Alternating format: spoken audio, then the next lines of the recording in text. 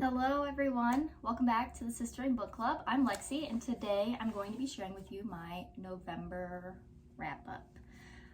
This past month I read 6 books. I think that's better than October. October was 4 books, so definitely not my best, but at least it's an improvement. So yeah, let's get into it. The first book that I read was Thinner by Stephen King. I really just wanted to read a Stephen King novel because I've never read one before, and obviously he's a very successful author. I did not really like this book. I gave this book, oh my god, 1 star. And I have to say that I didn't like the writing style, and so this has kind of like deterred me from wanting to read any more of his books. Like, he literally referenced himself in the novel. He was like, what do you think this is, a Stephen King novel? And I was like, but it is. And so like I didn't like that. But this book is about a guy who gets cursed by gypsies after he kills over one of the gypsy members. He runs over and kills one of the gypsy members, and then he's cursed into losing weight until he's like 100 and some pounds, and he almost dies. The ending was kind of good, but that was like literally the only part of this book that I enjoyed. So moving on. I read The Escape Room by Maren Stoffels. I don't know if I said that right. This was a quick read, a short little book about a group of friends that goes to an escape room, and the person that's running the escape room is like trying to trap them and kill them, and there's motive involved. It was an okay read. Like I said, it was a really quick read. If this was like a long drawn out book, I don't think I would have liked it because, I don't know, the plot wasn't really like that crazy to me. It was just kind of like, I don't know, maybe I don't like short books, but I don't know. I gave this book, I gave it 3 stars, which I feel like is pretty generous for what it was. But next, I read The Kiss Quotient by Helen Huang. I know this book has been like all over Book Talk and BookTube and everything, so I finally got to read it. This is about a woman who has Asperger's, and her parents were always hounding her about her dating life. She has a very successful career, but you can just kind of tell like something's missing, and her family just puts all this pressure on her.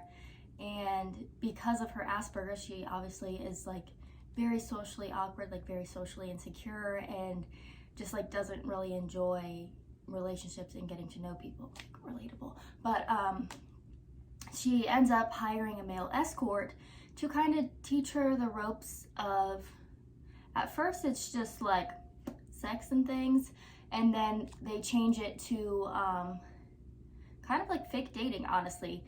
She's like, maybe you just need to teach me how to be in a relationship so that she can learn, you know, what it feels like to be in a relationship, how to interact with the person and such. I gave this book 3 stars.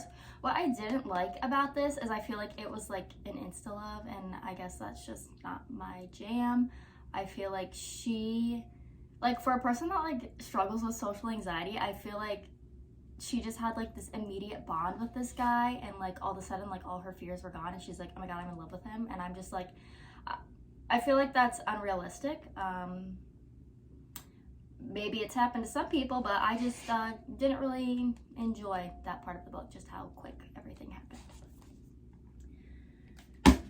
I read The Collective by Allison Galen. I lent that out to a friend, so I don't have the physical copy, but it was the book of the month for November, and it's the book that my book club read this month. And I really enjoyed that book. I think it's probably one of my favorite books I've gotten from Book of the Month. It was a super quick read. It's about this mom that loses her daughter, and she kind of just is like never able to get past it. Like, it's been years and she's still, or like a year, I forget how long it's been, but she's not able to move past because there was an incident that happened with this guy, and basically he's the reason that she's dead, and he, you know, never got in any sort of trouble or anything. And so the mom just like never really got any closure because he's still out there, you know, living his life, getting these awards, going to college, while she's, you know, living without her daughter. So she ends up finding this like grief support group for moms that have lost their kids.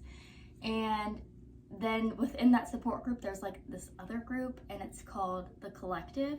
And it's basically like hit women. They like get these like secret assignments in the mail, like go buy this knife, drive to this post office and mail it, or like go out and post this picture on your Facebook, and like it's all like anonymous. And so she like goes and does these tasks, and then like a few weeks later she'll see that like some person in another state was like killed by the hunting knife that she bought. And it's just like, I don't know, I thought it was a really fun read. But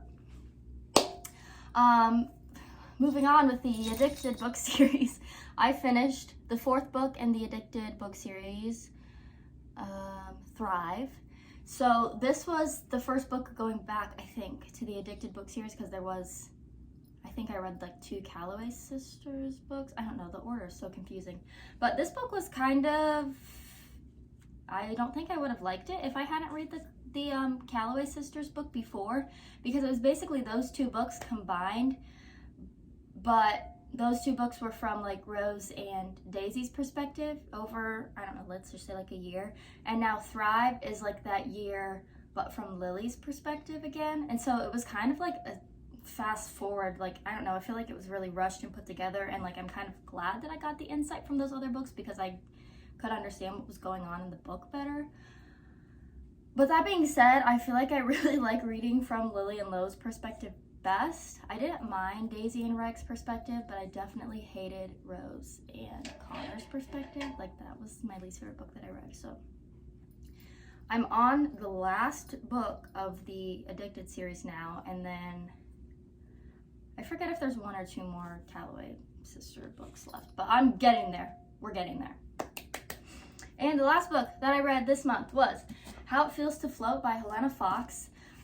This book was fun. I think I got this at a used bookstore. I gave this book 4 stars. Oh, I don't know if I said what I gave The Collective. I gave it 5 stars. That was a long time ago. Anyways, I gave this book 4 stars. This is kind of a YA novel. It's a girl in high school, and I'm assuming like her dad killed himself or something. Her dad's dead, and she has been like really struggling with like depression and like spiraling thoughts, and this book is in her perspective, and it's really crazy. Like, she like sees her dad's spirit, ghost, whatever, all the time, and you just like read these pages where you're just like watching her thoughts spiral, and I think it's really interesting. Like, it's definitely one of my more favorite like mental health books that I read. I feel like it's kind of nice to know, like, you know, if you have like those kind of spiraling thoughts, like, you're not alone, and you can kind of see, I guess the ending wasn't much of a closure. I mean, I guess this was just kind of cool to see like what friends and family like really made an impact on her life, and like, I don't know, I liked it. But that is all. Those are the 6 books that I read in November. December, I'm hoping to have another good month, although PSA, it's the 10th and I haven't finished a single book yet, but it's okay, we're gonna keep trying. Yeah, thanks for watching, and I'll see you next time. Bye.